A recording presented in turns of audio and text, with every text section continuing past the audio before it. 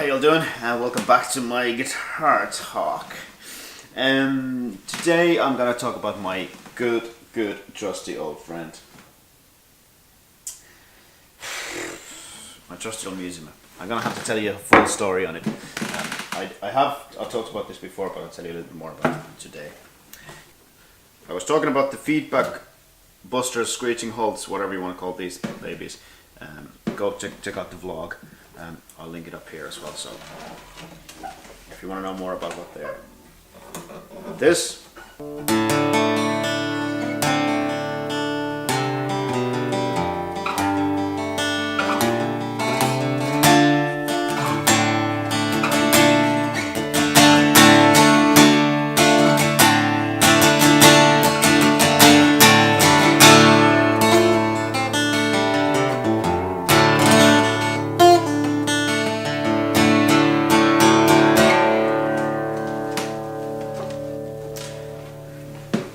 This here is a Musima MW24.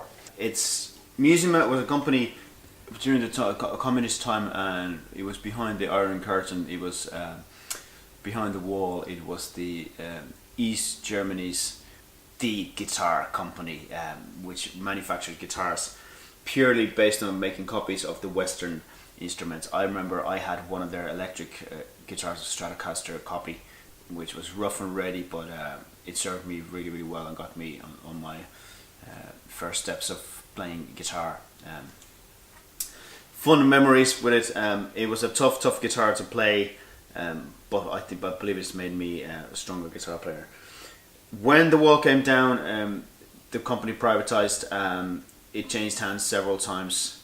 It became a much better guitar company. It made some fantastic guitars, and it even made guitars for some other well-known guitar companies in the world.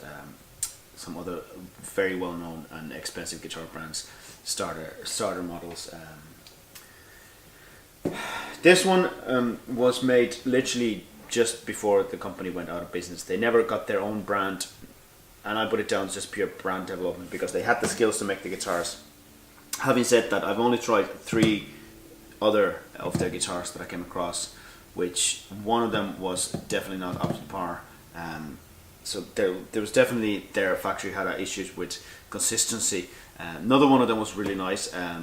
This one is nothing like I've ever heard before. Don't know if it's an accident or not. I bought this guitar while on tour back in, I believe it was back in 2003, and I had a incident where my guitar, my very last Takamine, I was never a big fan of Takamine guitars. It's a personal thing. It's not. I've seen some amazing Takamines. I've heard some amazing tones out of them. It's just, for me, the way they resonate and the way they feel in my hand when I play them. I never made friends with them. It doesn't mean that they're not great guitars, but that's just how I feel. But that particular Takamine I had, it got bashed by an airline, and the neck got literally snapped round about the headstock here into 2 different pieces. Since, weirdly enough, that guitar has gone to have another life. I got Dublin-based luthier Frank Tate made a new neck to it, and a friend of mine took it off my hands, and it's gone to have a different life after that. I've told you guys that this guitar has been through a pretty hardcore life by now. It's got a couple of cracks here in the top. It has dings and dents, and you know, it's been worn back basically. It's got all sorts of marks on it. Around the sound hole is really born. At the moment, it really needs a badly service. It needs a new bridge. It needs new nuts. It needs new frets. I've kind of tinkered with myself as much as I can at this point. It has reasonably high action, but that's not because of there's anything wrong with it. That's just the way I like it. Somebody tried it and they said that it felt like it was just a little bit stiffer to play than what they're used to, and that's because that's the way I like it. I attack guitars very hard, and to do that you need to leave a little bit of room. And I've been trying to analyze this, my style. It's very. It's not even like that I beat it like it's actually the last click of the strum is, there's something I do that makes it really, really dynamic and powerful, which is also a nightmare for breaking strings all the time. Which is one of the things that this guitar really needs to service now. The problem is that I play 6 to 7 days a week. I can't give this guitar away for like 2 weeks somebody to service it properly right now, unless I have a good, decent backup. I do have my second guitar, the Journey Instruments guitar, but that's not really good for the acoustic situation. It's a little bit too low, quiet on acoustic situations, and it doesn't have quite enough bottom end for the gigs that I do, the live gigs that I do. So, as I said in the earlier video, that EQing is not something that I'm a really big fan of, and I end up tweaking that so much that it's not really happy with the sound anymore at that stage. The EQ kind of tends to distort the original wave form too much. This guitar, yeah, getting to the point. I'm in a market to buy a new guitar, possibly, depending of how the finances go, maybe even two, just to make sure that I'm not in this situation again where I don't have a replacement guitar and I still have a backup and a backup for a backup. I'm looking at some high-end guitars. I'm looking at some Gibsons, and I'm looking at some Martins at the moment. Here's the thing: this guitar, it's obviously by its body shape and stuff, it's kind of a copy of probably something like a D18, because it has the cedar top. It's a little bit warmer sounding than most of those guitars would be, which it makes it very warm, which I really like the warmness of the tone. But the thing is that I put this against a couple of D18s, a couple of other lower grade Dreadnought Martins, and quite a few D28s. I've got the pleasure of playing some really, really good ones. Give a shout out to Stephen O'Connor. He's got a HD 28V, which is an absolutely stunning guitar. And shout out to Stephen. He had a birthday last weekend, so happy birthday, Stephen. Sorry that you're getting older, but that's just the way it goes. And every time I put this against something, these guitars are exciting, and I play them and they sound great. And then I take this one and go like, yeah. So basically, this guitar here has ruined every Martin Dreadnought for me, because it's just, there's something about this guitar that just, I still miss the tone of this guitar compared to them. It also has a very beefy neck. I've done a bit of work on it. I changed the tuners. It has a Planet Waves tuners. It has. I've done a little bit of shaving on the inside on the braces as well, just to make it resonate even more. And by God, it does resonate like crazy. There's a few people who know this guitar, a few people who played it, and usually anybody gets their hands on it and try it first time. There's two comments. First one is that it's a little bit the action is a little bit strange, and that's because the way I like it. And the other comment is that, by God, it sounds great. And when you play it, you can feel the resonation against your body. It's just, it's amazing guitar. So, yeah, this guitar has ruined pretty much every D28 and D18 I've tried.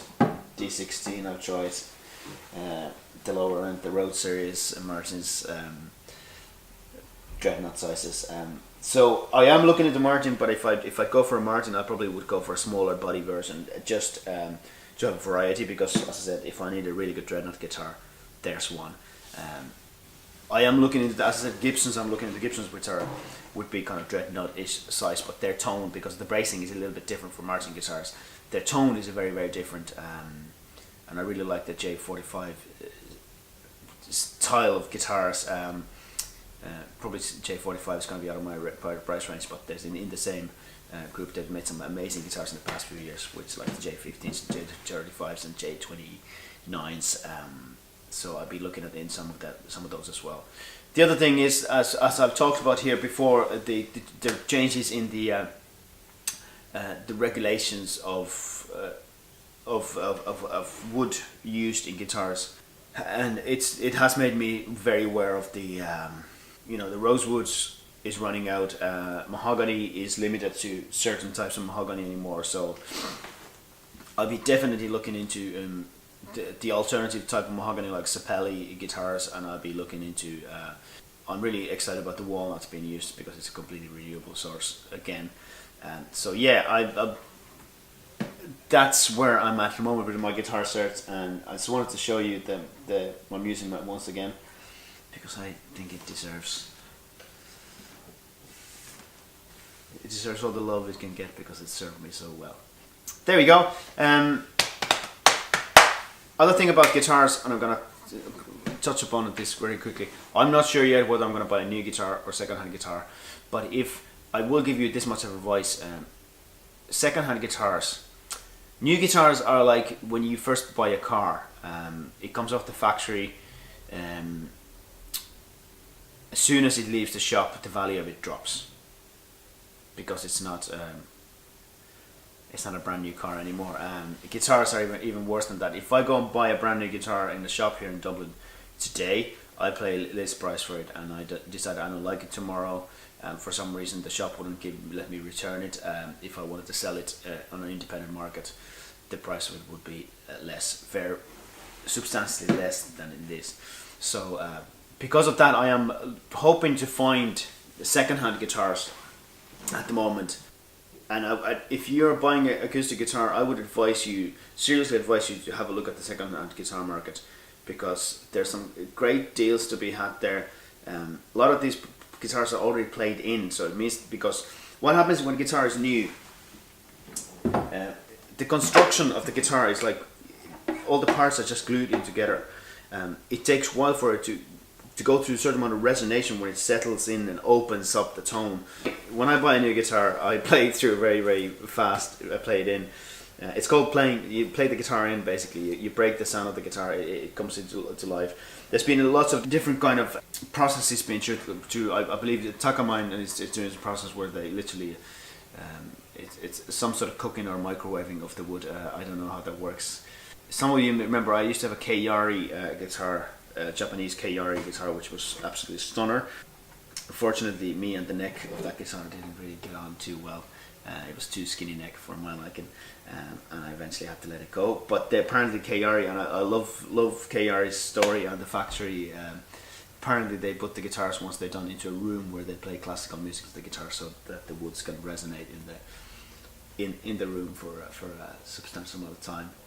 But to me, like, the only way to really play guitar is just to play a lot of it, And once that's happened, they're gonna open up in tone a lot more. And if you're buying a second-hand guitar, you already know what they sound like when they're opened up. Whereas if you buy a brand new guitar, you have to allow for a certain amount of a new guitar tone to grow into what it's supposed to sound like in time. So yeah, I definitely recommend you to have a look at second-hand guitars as well. There is something exciting about having a new guitar, so brand new guitar off the box and opening it up. So I'm not dismissing anybody who does that, but and I'm not, as I said, I'm not sure whether I can find the guitars that I'm looking at secondhand or not. So we shall see. But that's today's guitar talk. Hopefully you enjoyed that. Let me know in the comments what you think of it. Don't forget to subscribe, turn on those notifications, and talk to you guys soon.